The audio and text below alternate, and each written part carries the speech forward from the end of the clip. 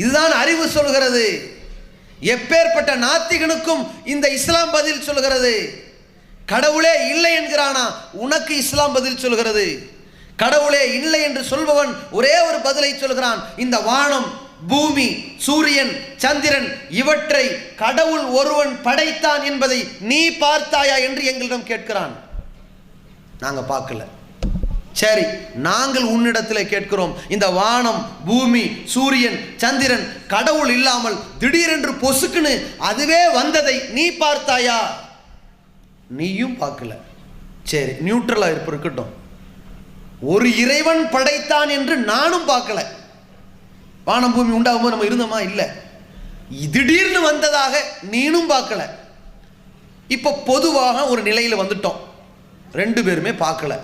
இப்போ நம்ம அறிவு எதை முடிவெடுக்குன்னு பார்ப்போம். இந்த மைக்கு எப்படி வந்துச்சு? அது திடீர்னு வானத்திலிருந்து வந்துச்சு என்று சொன்னால் முட்டாள்தனம். இதை பலரால் உருவாக்கி இங்கே வந்திருக்கிறது என்று சொன்னால் புத்திசாலித்தனம். அதே போல இந்த வானம், பூமி, சூரியன், சந்திரன் அனைத்தும் பொசுக்குன்னு அதுவே உண்டாயிருச்சு என்றால் அது பைத்தியக்காரத்தனம்.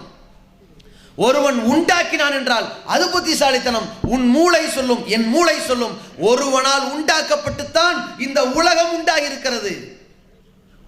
இதே லாஜிக்கில் இறைவன் சொல்லித் தருகிறான், எதை புதிதாக பதியு சமாவாத்தி வல்லர், வானங்கள் பூமியை எந்த முன்மாதிரி இல்லாமல், ஒரு ரோல் மாடல் இல்லாமல் ப்ராடக்டை புதுசா உண்டாக்கியவன் இறைவன்.